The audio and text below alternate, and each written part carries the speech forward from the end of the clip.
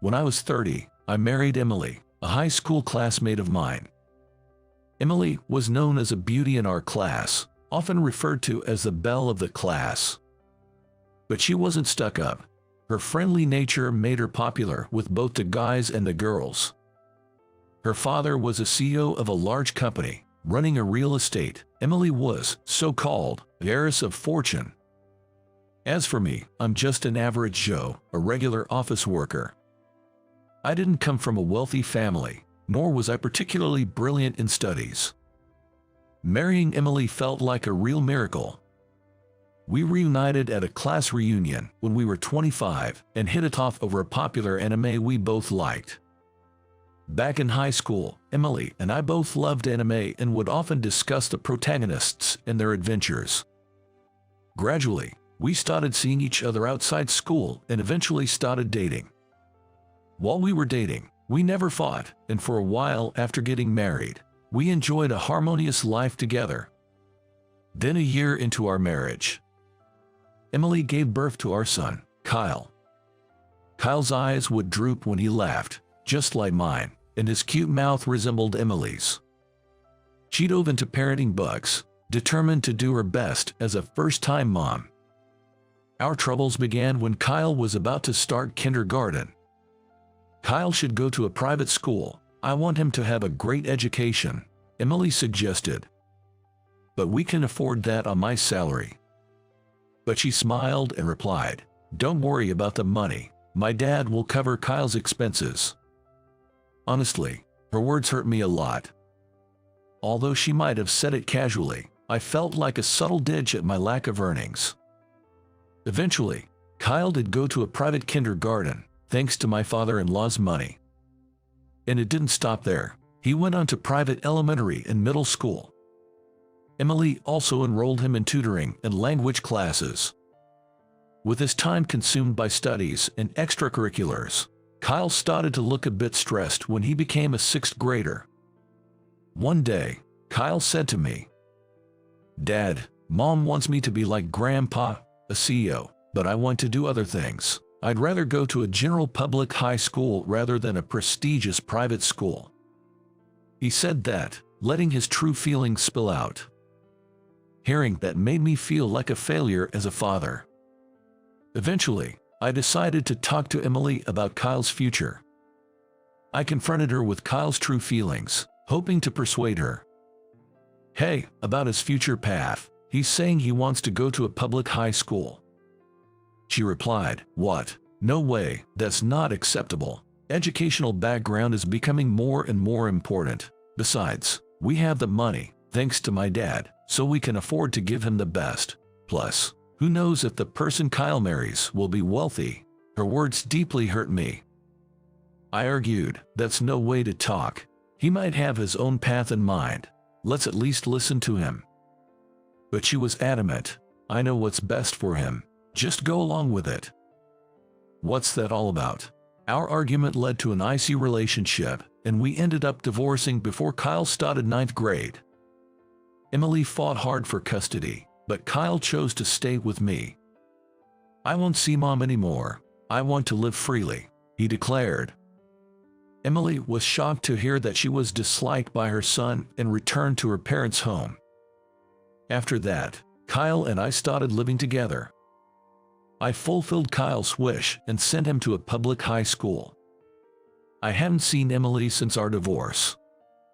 Being new to the life of just 2 guys, I was honestly overwhelmed and had no spare time or emotional bandwidth.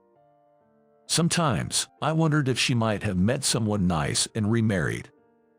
On the other hand, I hadn't met any significant woman since then, just focusing on earning enough for Kyle's education and our living expenses. We couldn't afford luxuries, but Kyle never complained. After high school, Kyle went to an automotive technical school and moved out to study and work simultaneously. My son earned money through part-time jobs to cover every expense other than his tuition. He probably didn't want to burden me. Later, he earned a certification while still in school and got a job through a school referral.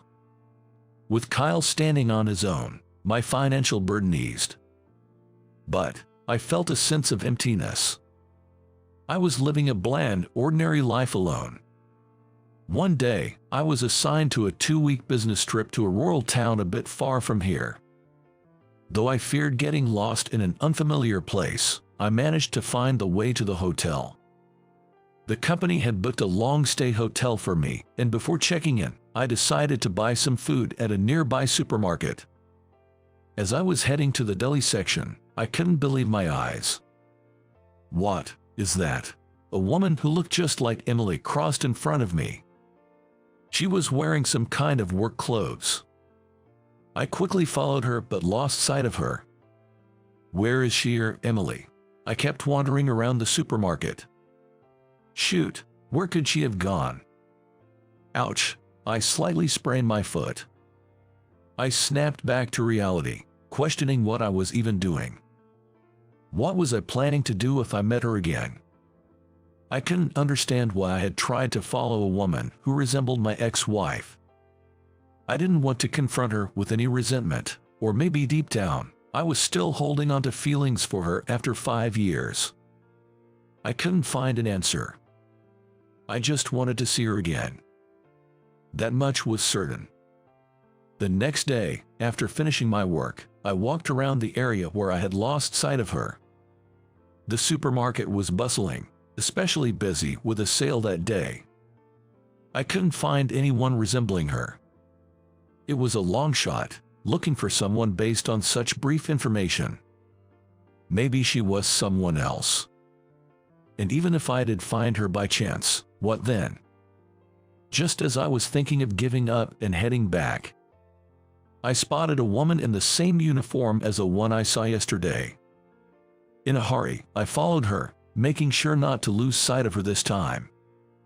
I wondered what I would do if it turned out to be someone else and couldn't bring myself to call out to her right away. I was also unsure about what to say. Eventually, the woman came out of a door near the restroom, carrying a bucket and mop. I was certain when I saw her face, it was Emily. I hesitated for a while, watching her, but then made up my mind and approached her. "Excuse me, are you Emily?" She saw me, gasped, and her face turned pale. "Tom, is that you?" Her voice trembled as she spoke. The stunned woman standing before me was nothing like the Emily I used to know. With minimal makeup, a gaunt face, and hair not as neatly kept as before. She still had traces of her past beauty, but her cheeks were hollow, showing signs of wear.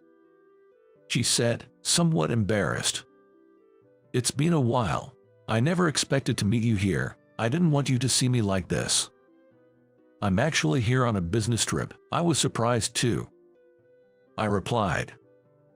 I just wanted to have a proper conversation with her again. I took out a notebook from my bag, scribbled down the name of the hotel where I was staying and my cell number, and handed it to her. I went back to the hotel and waited for a call. I didn't expect her to contact me so soon, but she did, around 7 p.m. "I'm near the hotel right now," she informed. I felt her tension in her voice. We decided to go into a pub next to the hotel. Wanting a private conversation, I requested a private room. After the drinks and food were served, Emily abruptly began speaking. "I'm sorry for what happened back then," she said, with tears in her eyes. She looked up from her downturned face and forced a strained smile at me. While feeling a sense of nostalgia in her expression, my heart felt heavy. Then, I heard about Emily's life after our divorce. I went back to my parents' house after the divorce, but I left after a huge fight with my dad. Suddenly, he started pushing a marriage arrangement on me that I didn't want. "How will you survive without me? You've always depended on someone else. You can't live alone. You should remarry soon." That's what he told her. It seemed that these words from her father wounded her pride. She then declared, "I'm an adult. I can live on my own. I won't rely on Dad anymore," and left her home. But reality was not so easy. Despite being a graduate of a prestigious university, Emily had no work experience, and no company would hire her, so she started working part-time as a supermarket cleaner. Also, having grown up in a wealthy family, her sense of money was different from ordinary people. In spite of her low income, she overspent and ended up living a difficult life, barely making ends meet. I couldn't do anything on my own, just like my father said, she said with a bitter smile. With alcohol easing the tension, we were able to talk freely. She seemed to be worried about Kyle. I haven't seen him in so long. Is he doing okay? He probably hates me, she wondered.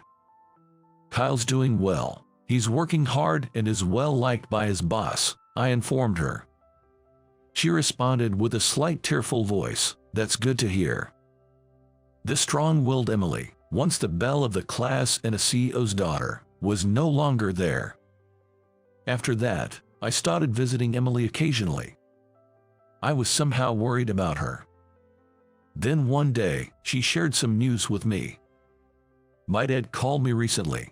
I had been ignoring him, but I decided to face him and answered the call. He was worried about me. Even in my state, I couldn't help but cry. He said I could come back home if things got tough, but I refused, wanting to live on my own.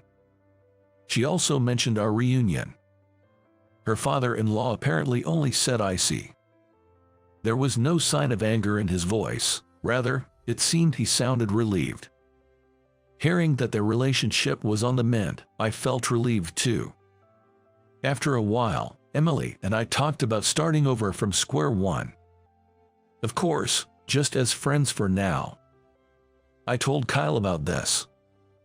Then my son said, "All right, I'm with you too. I want to support her again." Emily quietly murmured, "I owe you an apology. I'm truly sorry. At that time, I thought it was the best thing to do for our child, but I realize now that I was wrong." Tears filled her eyes as she expressed her remorse, and I didn't know what to say. I understood where my ex-wife was coming from, trying to prevent our child from facing hardships in the future. I gently embraced her. After half a month passed and my business trip ended, I returned home. I wondered why I had wanted to see her, why I had searched for her. I wanted to hear Emily's voice, to talk to her like we used to. Sure, there was a time when I was angry and resented her. But now, those feelings had completely vanished. The past is in the past, and she had suffered enough. Maybe our reunion was fated. A week later, I went back to the rural town where Emily was. I had something I needed to say to her. I need you. I wanted to convey just that. And on my next day off, I planned to bring Kyle to meet her in that rural town, the three of us together.